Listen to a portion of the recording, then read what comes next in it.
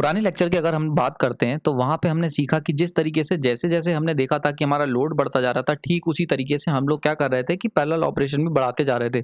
For example हमने देखा कि जैसे हमारे पास लोड कम था तो उसके अंदर हमने 1 ट्रांसफार्मर से काम चला लिया। लोड बढ़ा तो हमने 2 ट्रांसफार्मर को पैरेलल कनेक्ट करा और लोड और ज़्यादा बढ़ा तो 3 ट्रांसफार्मर को पैरेलल कनेक्शन देखा। पुराने लेक्चर के अंदर मैंने आपको बताया था कि 2 तरीके हैं इस प्रॉब्लम को सॉल्व करने के। एक था कि हम साइज़ या तो बढ़ा लें, दूसरा था पैरेलल ऑपरेशन।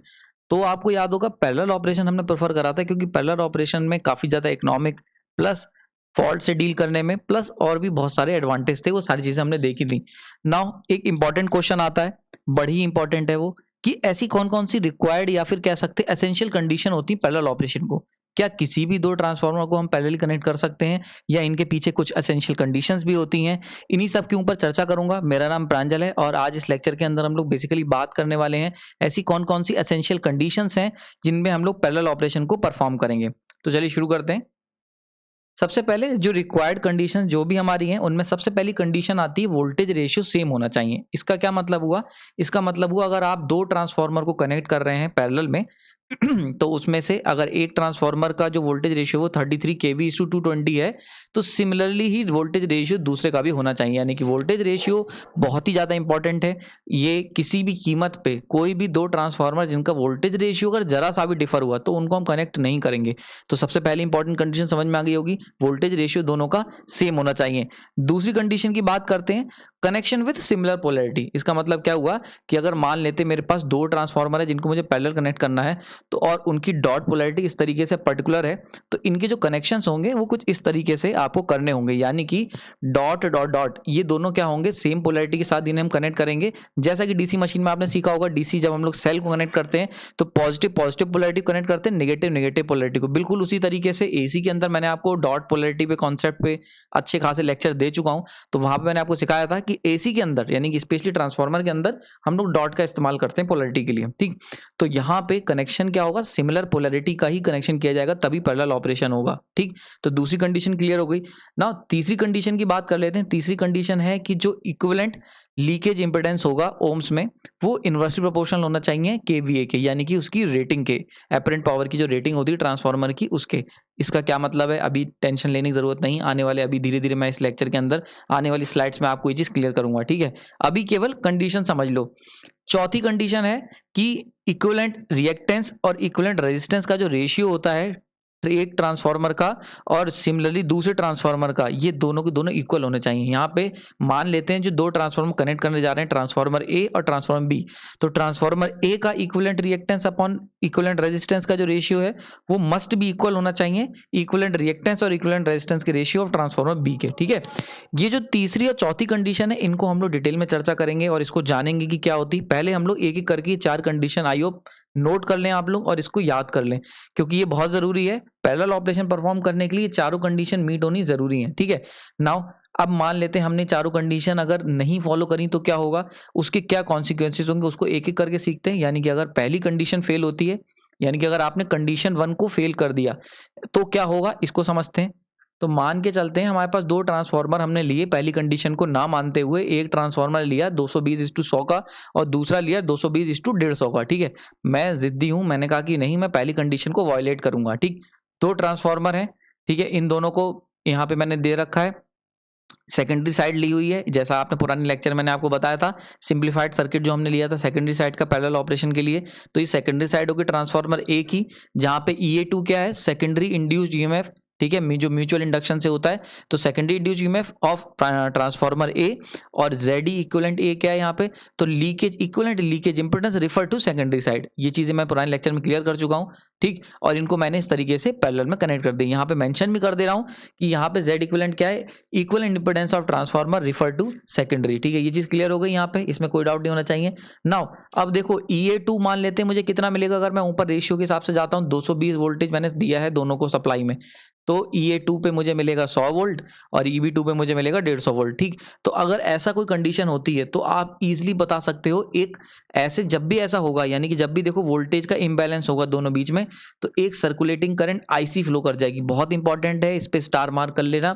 बहुत बार पूछा जाता है एग्जाम में, सर्कुलेटिंग करंट क्या होती है, कब फ्लो करती है। ठीक है, तो बड़ी इंपॉर्टेंट चीज, अगर तुम पहली कंडीशन को वायलेट करते हो या फेल हो जाती है तो ऐसे केस में क्या होगा, ऐसे केस में सर्कुलेटिंग करंट IC फ्लो कर जाएगी। अच्छा, ये जो IC है ये क्या है, फुल फॉर्म याद रखना, IC की फुल फॉर्म है सर्कुलेटिंग करंट। अलग अलग बुक्स में अलग अलग सिंबल यूज कर सकते हैं, मैंने यहाँ पे IC यूज किया है। ठीक है, तो कई जगह आपको ICY भी मिलेगा, कई जगह ICE भी मिलेगा, तो अलग अलग नाम है। लेकिन आपको इंपॉर्टेंट चीज क्या याद रखनी, सर्कुलेटिंग करंट। सर्कुलेटिंग करंट क्यों कहा जा रहा है, क्योंकि ये सर्कुलेट करेगी ट्रांसफार्मर 1 और ट्रांसफार्मर 2 के बीच में, यानी कि लोड लगा हो या ना लगा हो इससे कोई फर्क नहीं पड़ेगा।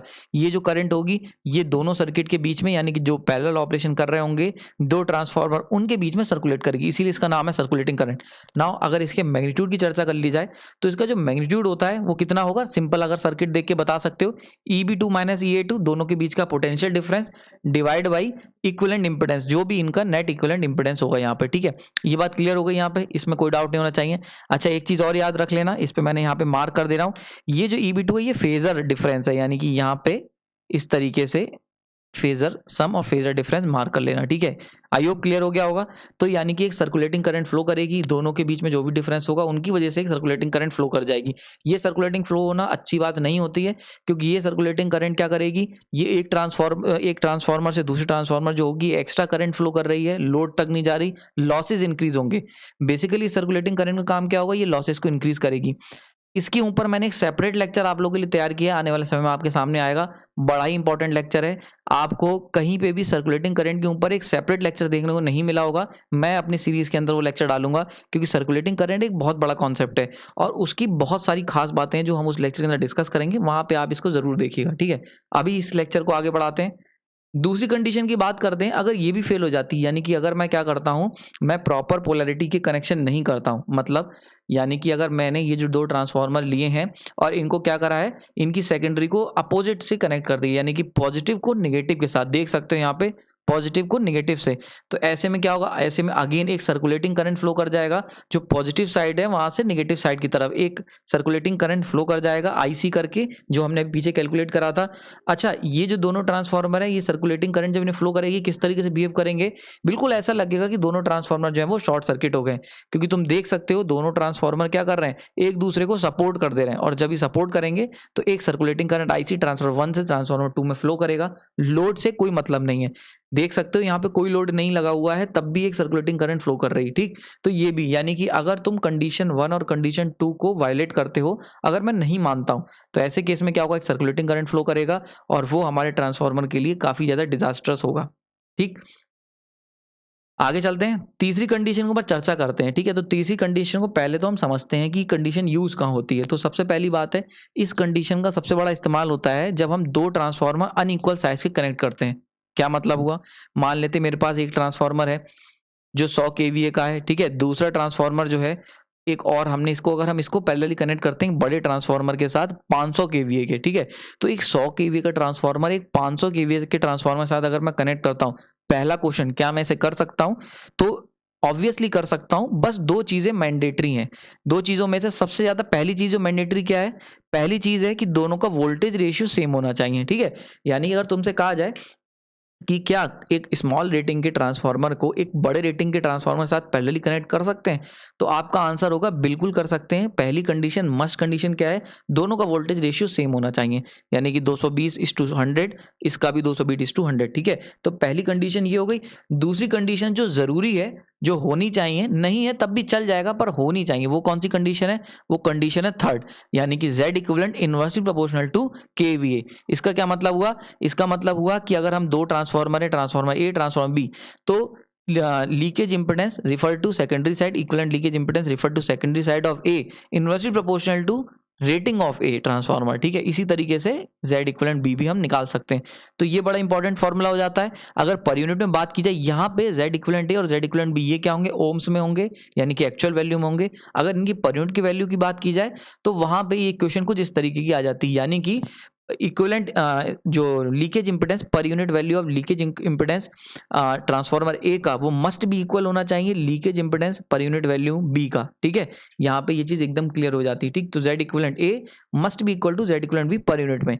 बहुत ध्यान से समझना, पर यूनिट में होगा तभी इक्वल होना चाहिए। अगर ओम्स में लोगे तो जो लेफ्ट में व्हाइट कलर से मैंने इक्वेशन लिखी है ये इक्वेशन फॉलो होनी चाहिए। यानी कि इसके ऊपर आप देख सकते हो इतने क्वेश्चंस आए हुए हैं, चाहे आपका यूपीपीएसएल का एग्जाम हो, एसएससी जेई का हो या फिर गेट का हो, इस टॉपिक पे आपको बहुत सारे क्वेश्चन मिल जाएंगे और डायरेक्ट 1 नंबर आपका पक्का हो जाता है, क्योंकि डायरेक्टली वहां पे पेपर में यही आता है।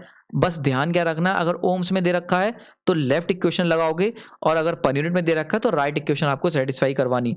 एक चीज और, इसके ऊपर मैंने डिटेल में आने वाले लेक्चर्स में चर्चा की हुई है, यानी कि इसके ऊपर लोड शेयरिंग का एक सेपरेट लेक्चर आपके लिए तैयार है, बहुत जल्द इसके बाद आएगा। ठीक है, अभी ये कंडीशन समझ लो, क्लियर हो गया? तो ये बात समझ लो, ये कंडीशन कब जरूरी है? ये तब जरूरी है जब आप 2 ट्रांसफार्मर अनइक्वल रेटिंग के लेते हो, यानी कि एक छोटा और एक बड़ा ट्रांसफार्मर। ठीक, नाउ क्वेश्चन आता है कि अगर मैं ये कंडीशन फॉलो ना करूं तब क्या होगा? तो अगर हम लोग इस कंडीशन को फुल कर देते हैं या नहीं मानते, यानी कि अगर ये दोनों बराबर नहीं होते हैं, तो ऐसे में क्या होगा? एक ट्रांसफार्मर ओवरलोड हो जाएगा और दूसरा ट्रांसफार्मर जो होगा अंडरलोड होगा। नाउ ऑब्वियस सी चीज है, ओवरलोड कौन सा होगा? जो छोटा ट्रांसफार्मर, यानी कि अगर तुमने जो मैंने अभी कंडीशन बताई है, थर्ड कंडीशन वो नहीं मानी, तो ऐसे में क्या होगा? जो छोटा ट्रांसफार्मर होगा वो ओवरलोडेड हो जाएगा और जो बड़ा ट्रांसफार्मर होगा वो अंडरलोड हो जाएगा, यानी कि उस पर कम लोड आएगा और छोटे वाले पे ज्यादा लोड हो जाएगा। ठीक है, तो बात समझ में आ गई होगी।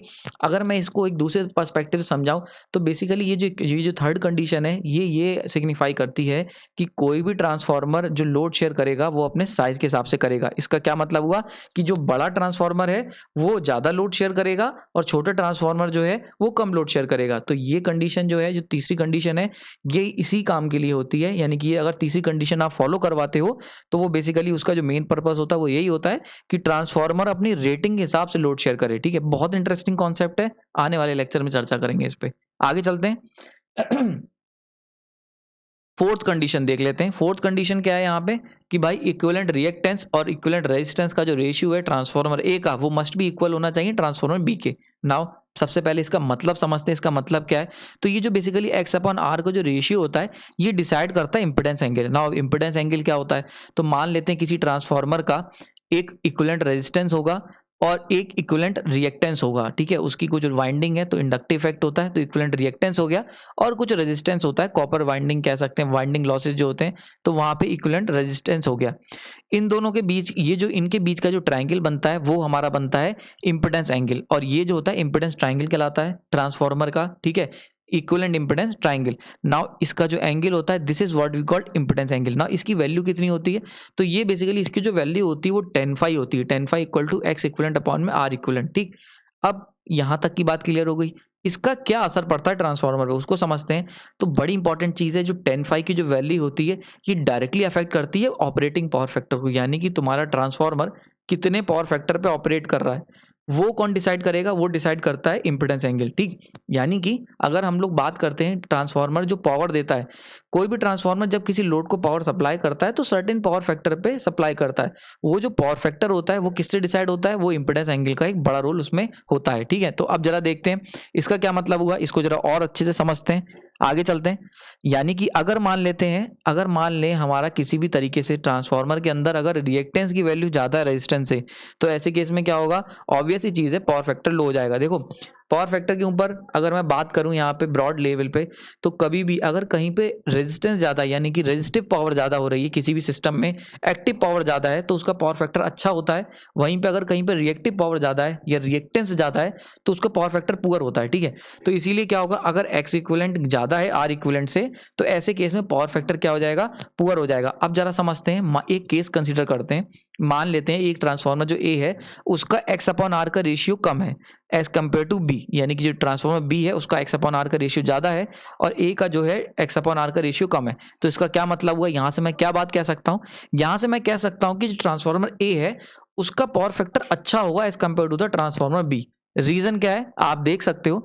मान लेते हैं ट्रांसफार्मर ए को अगर देखते हैं, अगर उसमें एक्स अपॉन आर की वैल्यू कम है तो इसका मतलब क्या हुआ? डिनोमिनेटर जो है आपका वो ज्यादा है, यानी कि अगर ट्रांसफार्मर ए की बात करें तो उसमें रेजिस्टिव इफेक्ट ज्यादा है, और रेजिस्टिव इफेक्ट ज्यादा है तो ऑब्वियस ही चीज है उसका पावर फैक्टर क्या होगा? अच्छा होगा। तो इसीलिए ट्रांसफार्मर ए का पावर फैक्टर अच्छा होगा ट्रांसफार्मर बी से। नाउ इसका क्या मतलब हुआ, इसका मतलब ये हो, बहुत ध्यान से समझना, अगर मान लेते हैं लोड तुम्हारा एक कोई सर्टेन पावर फैक्टर की पावर मांग रहा है, मान लेते हैं एक ट्रांसफार्मर है, जो दो ट्रांसफार्मर है, ट्रांसफार्मर ए और ट्रांसफार्मर बी, ये दोनों पैरेलल में ऑपरेट कर रहे हैं। इसको समझो ध्यान से, यहाँ मैं बता देता हूँ डायग्राम से, ठीक है। मान लेते हैं हमारे पास एक है ट्रांसफार्मर ए और ये पैरेलल में ऑपरेट कर रहा है ट्रांसफार्मर बी के साथ, ये दोनों पैरेलल में कनेक्टेड हैं और ये क्या कर रहे हैं, एक लोड को सप्लाई कर रहे हैं। यहाँ पे एक है हमारे पास लोड, ये एक लोड कनेक्टेड है, ठीक। तो ट्रांसफार्मर ए ट्रांसफार्मर बी मिलके लोड को दे रहे हैं। अब लोड जो है वो सर्टेन पावर फैक्टर, ये हो गया लोड का पावर फैक्टर। तो मान लेते हैं लोड जो है वो सर्टेन पावर फैक्टर की पावर को डिमांड कर रहा है ट्रांसफार्मर से, तो ये हो गया वो लोड का पावर फैक्टर। तो ऐसे केस में जो ए ट्रांसफार्मर होगा, ये जो पावर देगा वो हायर पावर फैक्टर की पावर देगा, यानी कि ये जो लोड डिमांड कर रहा है उससे हायर लेवल का पावर फैक्टर की पावर देगा। जबकि ट्रांसफार्मर बी जो होगा ये ऑपरेट करेगा at a lower power factor value, यानी कि ट्रांसफार्मर ए जो होगा वो जो लोड जितनी पावर फैक्टर की डिमांड कर रहा है उससे ज़्यादा हायर लेवल पे पावर फैक्टर पे ऑपरेट करेगा। जबकि ट्रांसफार्मर बी जो होगा वो लोअर पावर फैक्टर पे ऑपरेट करेगा as compare to the load power factor, ठीक। इसका क्या मतलब हुआ, इसका सिंपल सा मतलब है कि मान लेते हैं अगर पावर फैक्टर जो है लोड का 0.7 है, ठीक, तो ऐसे केस में जो ट्रांसफार्मर बी होगा ये ऑपरेट करेगा 0.5 पे, एक जस्ट एग्जांपल ले रहा हूं, और ये ऑपरेट करेगा 0.9 पे। क्लियर हो गया यहाँ पे। तो अगर आपका एक्स अपॉन आर का रेशियो ए का ज्यादा ए का कम है बी से, तो पावर फैक्टर ए का देखो अच्छा हो गया, कितना हो गया 0.9 हो गया, और बी का कितना हो गया 0.5 हो गया, ओके। और लोड से लोड के कंपैरिजन में ट्रांसफार्मर ए जो होगा वो हायर पावर फैक्टर पे ऑपरेट करेगा, ट्रांसफार्मर ए जो है ये अगर इसकी बात करें ये क्या करेगा, हाई पावर फैक्टर पे ऑपरेट करेगा, और ट्रांसफार्मर बी जो होगा ये लो पावर फैक्टर पे ऑपरेट करेगा। आई होप ये समझ में आ गई होगी, बिल्कुल क्लियर हो गया होगा। अच्छा ठीक है, यहां तक समझ में आ गया। नाउ एक चीज और समझते हैं, इसका एक बड़ा और इंपैक्ट होता है, यानी कि अगर एक्स अपॉन आर का रेशियो इक्वल नहीं होगा, ठीक है, जो यानी कि अगर आपने फोर्थ कंडीशन नहीं मानी, एक्स अपॉन आर का रेशियो ए का और बी का इक्वल नहीं हुआ, तो इसकी वजह से एक प्रॉब्लम और होती है, उसको समझते हैं। हम लोग अगर बात करते हैं लोड की, यानी कि जो लोड करंट की जो डिमांड होती है वो कितना होता है, वो आई ए प्लस आई बी होती है।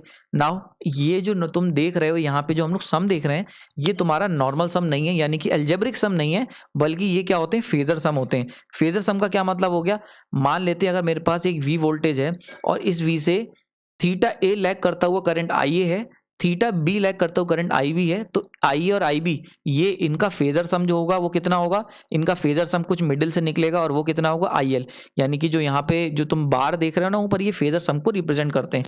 तो फेजर सम जो होते हैं वो एल्जेब्रिक सम से थोड़ा डिफर करते हैं, यानी कि उनकी वैल्यू एल्जेब्रिक सम के बराबर भी हो सकती है और उससे लो भी हो सकती है, डिपेंड करता है कितना फेज एंगल है दोनों के बीच में, ठीक। तो यहाँ पे देख सकते हो, यानी कि आई एल जो है वो आई ए और आई बी इन दोनों का फेजर सम है, ठीक। क्लियर हो गया यहाँ पे। नाउ आई एल की अगर बात कर लें तो आई और आई बी का फेजर सम है, यानी कि इसका जो एंगल होगा वो थीटा हो गया, ठीक है, इतना कोई डाउट नहीं होना चाहिए।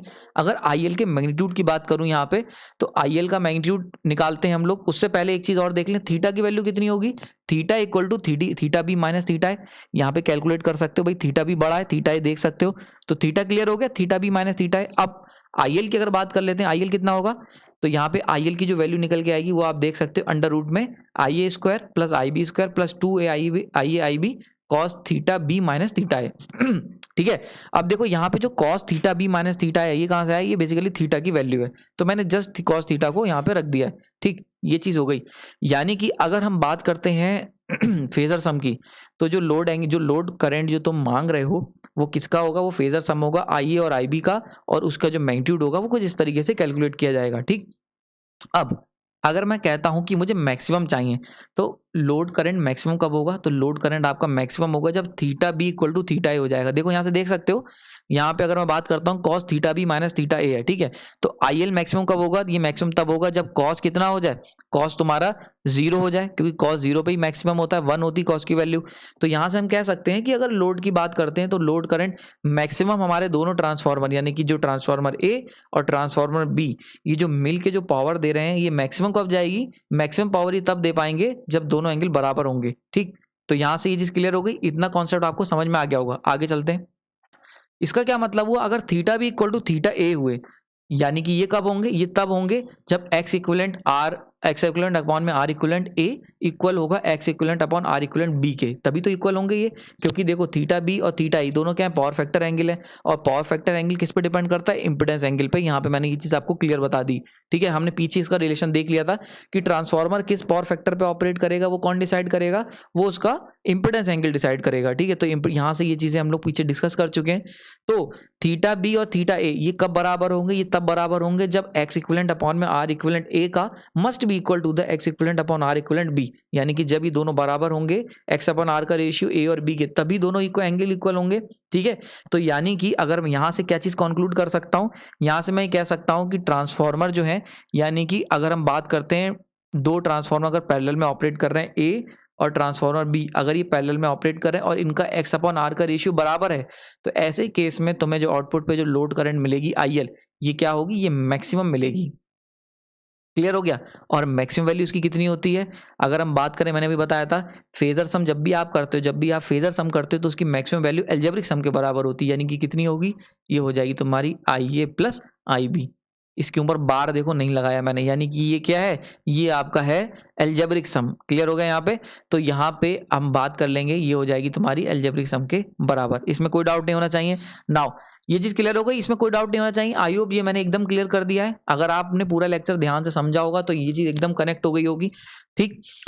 तो हमने अभी पीछे देखा कि अगर हमने दोनों का फेजर सम करा तो वो तब मैक्सिमम फेजर सम जब हमने करा, IL जो होता है लोड करंट, वो A और B का फेजर सम होता है, और फेजर सम मैक्सिमम वैल्यू तब देगा जब दोनों का एंगल बराबर होगा, theta B equal to theta A होगा, यानी कि X upon R equal to X upon R B, ठीक।